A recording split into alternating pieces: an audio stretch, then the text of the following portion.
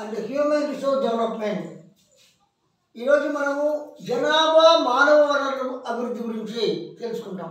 అంటే ఇంతకుముందు టాపిక్లో మనము సగం నేర్చుకున్నాం.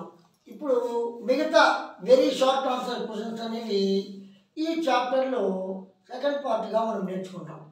సీనియర్ ఇంటర్కి చాలా మోస్ట్ ఇంపార్టెంట్ చాప్టర్గా చెప్పచ్చు. 2 మార్క్స్ క్వశ్చన్స్ మీకు 2 కానీ 3 కానీ ఈ చాప్టర్లో నుంచి ఇస్తారు. Infant mortality rate, maternal mortality rate, total fertility rate, urbanisation, joint family system, Sarva Shiksha Abhiyan, జననీ Suraksha Yojana, human development index, ఇవన్నీ కూడా మనం ఈ టాపిక్ ఈరోజు డిస్కస్ చేస్తాం. శిశు మరణాల రేటు ఐఎంఆర్, ప్రసూతి మరణాల రేటు ఎంఎంఆర్, మొత్తం ప్రసూతి రేటు టిఎఫ్ఆర్, పట్టణీకరణ, ఉమ్మడి కుటుంబం, సర్వశిక్ష అభియాన్ ఎస్ఎస్ఏ, జననీ సురక్ష యోజన జేఎస్వై, మానవ వనరుల అభివృద్ధి సూచిక హెచ్డిఐ, ఇంకా కూడా primary sector, secondary sector, tertiary sector గురించి మీకు చెప్తారు. ఇన్ఫాంట్ మార్టిలిటీ రేట్, శిశు మరణాల రేటు అంటారు. ఇన్ఫాంట్ మార్టిలిటీ రేట్ అంటే శిశు మరణాల rate. It is calculated at a ratio of the number of deaths among 1000 born children in a year. IMR అంటే ఇన్ఫాంట్ మార్టిలిటీ రేట్ అంటారు. అంటే చిన్నపిల్లలు ఎంతమంది మరణిస్తున్నారు. దీన్ని ఎలా క్యాలిక్యులేట్ చేస్తారంటే 1 ఇయర్లో 1000 మంది చిల్డ్రన్స్కి ఎంతమంది మరణిస్తున్నారు. 1 ఇయర్లో 1000 మంది పిల్లలు పుడితే అందులో ఎంతమంది మరణిస్తున్నారు అని చెప్పేదే ఇన్ఫాంట్ మార్టిలిటీ రేట్, శిశు మరణాల రేటు అంటారు. కాబట్టి ratio of the number of deaths among 1000 born children in a year. ఒక సంవత్సర కాలంలో 100 మంది పిల్లలు పుడితే ఎంతమంది మరణించారు అని చెప్పే నిష్పత్తిని మనం శిశు మరణాల రేటు అంటాం. భారతదేశంలో ఐఎంఆర్ అనేది ఇన్ఫాంట్ మార్టిలిటీ రేట్ అనేది 2014లో అంచనాల ప్రకారం 1000కి 19 ఉంది. అంటే 1000 చిల్డ్రన్ పుడితే 19 మంది మరణిస్తున్నారు 2014 లెక్కల ప్రకారం. మెటర్నల్ మార్టిలిటీ రేట్, ప్రసూతి మరణాల rate MMR, maternal mortality rate. It is calculated at the rate of number of delivery deaths, ratio of number of delivery deaths among the 1 lakh women in a year.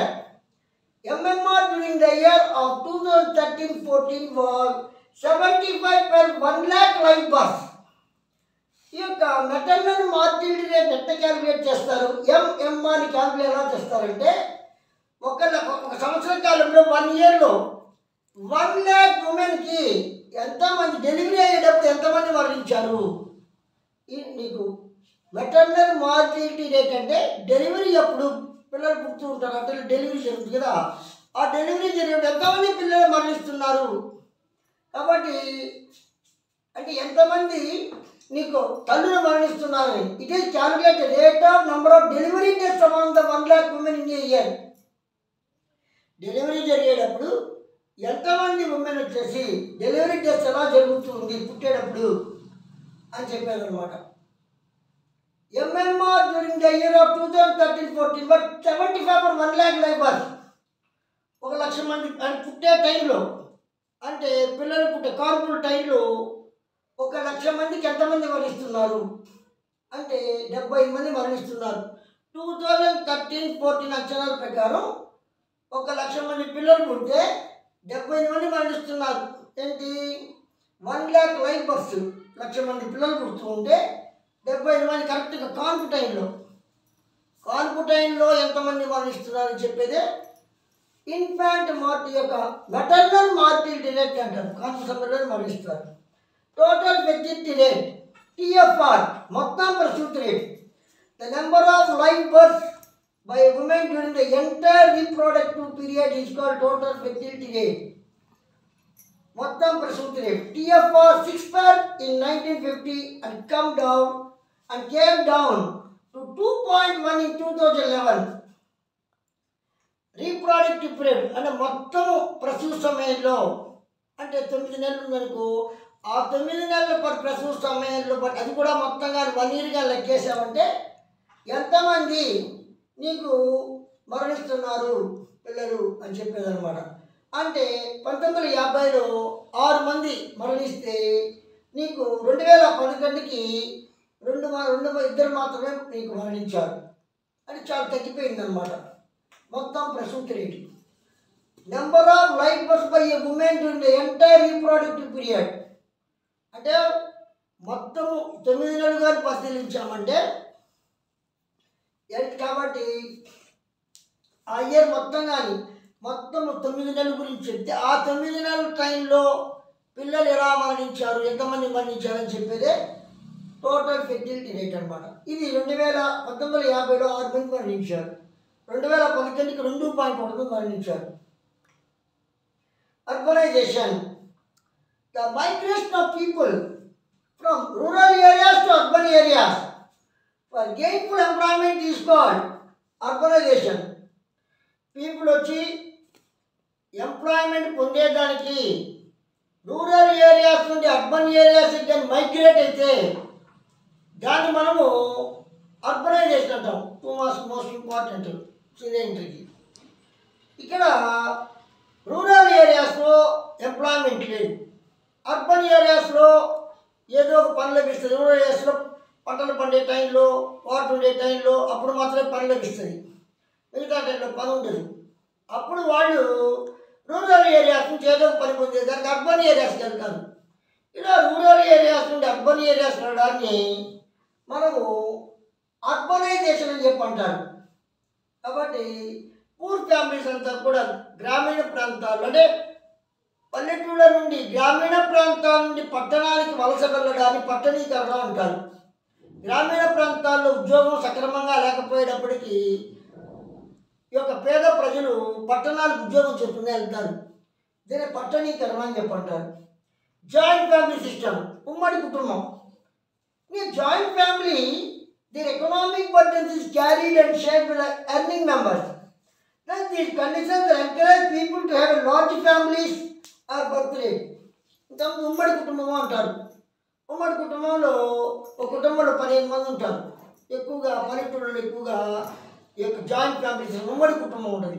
అంటే తాతలు, ముత్తాతలు, అవ్వలు, నాన్నలు, వాళ్ళ కూతుళ్ళు, కొడుకులు, వాళ్ళ మనవరాళ్ళు అంతా కలిపి 20 మంది ఉంటారు.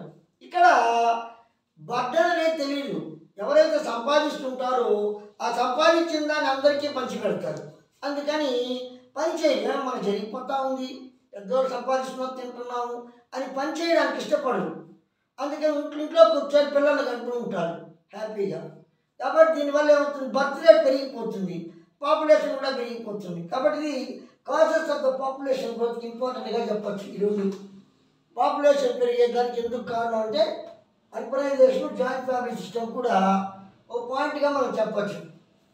సర్వశిక్ష అభియాన్ ఇవన్నీ కూడా 2 marks important. Urbanisation, joint family system, Sarva Shiksha Abhiyan, journey Suraksha Yojana, human development index ఇవన్నీ కూడా చాలా మోస్ట్ ఇంపార్టెంట్. ఏ పబ్లిక్ ఈ సిలిండర్ కావచ్చు, కాంపిటేటివ్ ఎగ్జామ్స్ కావచ్చు, డిఎస్సి కావచ్చు, ప్రతి ఒక్కదానికి కూడా కామన్గా జనరల్ నాలెడ్జ్ కూడా ఇస్తూ ఉంటారు. జీకేలో కూడా ఎకనామిక్స్ పార్ట్లో. Next Sarva Shiksha Abhiyan SSA. Sarva Shiksha Abhiyan has been introduced during 2001-2002 with an aim to provide universal education for all children in the from 6 to 14 age group. SSA has now been renamed as Rajiv Vidya Mission AP. Sarva Shiksha Abhiyan 2001-2002లో introduce చేశారు.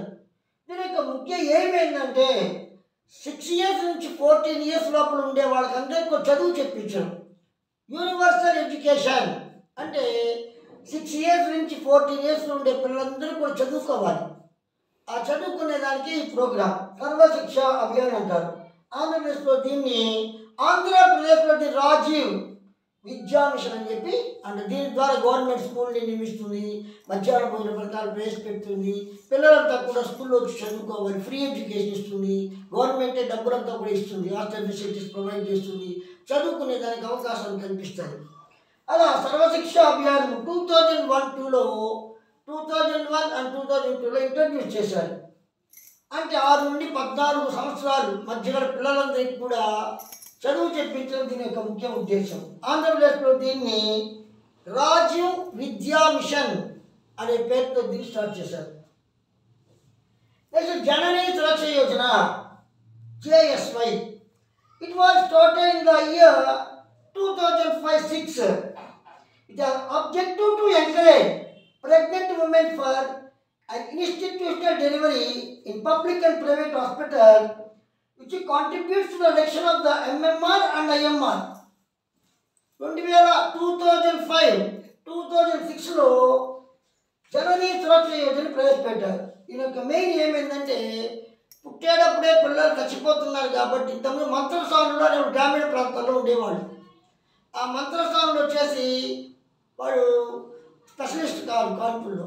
అందువల్ల private హాస్పిటల్లో public హాస్పిటల్లో మీరు కాన్పులు చేయించుకోండి అని pregnant women చెప్తారు. అంటే ప్రైవేట్ హాస్పిటల్లో కూడా వాళ్ళు ఫెసిలిటీస్ ప్రొవైడ్ చేస్తారు ఫ్రీగా నీకు అన్ని ఖర్చులు ఫ్రీ ఇస్తారు.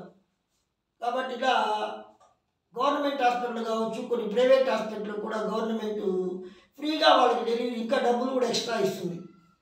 కాబట్టి జననీ సురక్ష యోజన అంటే తల్లి బాగుండాలి అంటే JSY జననీ సురక్ష యోజన అంటే ఇన్స్టిట్యూషనల్ హాస్పిటల్స్లో డెలివరీ చేయడానికి ప్రోత్సహించడం. అంటే ప్రైవేట్ హాస్పిటల్ పబ్లిక్ హాస్పిటల్లో నీకు కాన్పులు చేసి చూడడం. దీనివల్ల ఏమవుతుంది, MMR తగ్గుతుంది, మెటర్నల్ మార్టిలిటీ రేట్ తగ్గుతుంది, IMR ఇన్ఫాంట్ మార్టిలిటీ రేట్ కూడా తగ్గుతుంది. అంటే శిశువు మరణాల రేటు తగ్గద్ది, తల్లి పుట్టిన సమయంలో పట్టే మరణాల రేటు కూడా నీకు తగ్గుతుంది అన్నమాట.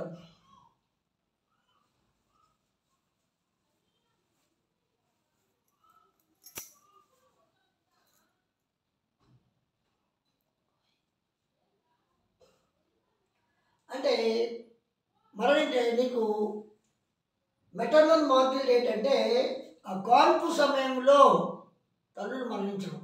అంటే ఇయర్లో 1 lakh ఉమెన్కి ఎంతమంది తల్లులు మరణిస్తున్నారని చెప్పేది.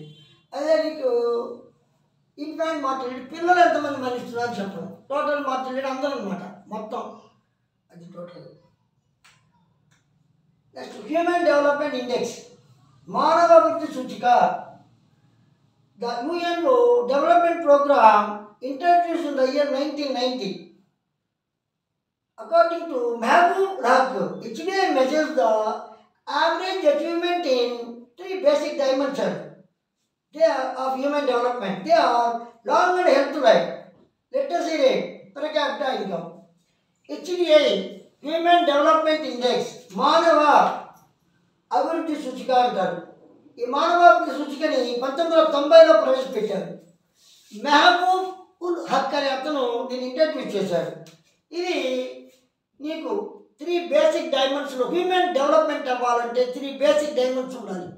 ఆ 3 బేసిక్ డైమెన్షన్ బట్టి ఈ యొక్క హ్యూమన్ డెవలప్మెంట్ అంచనా వేస్తారు.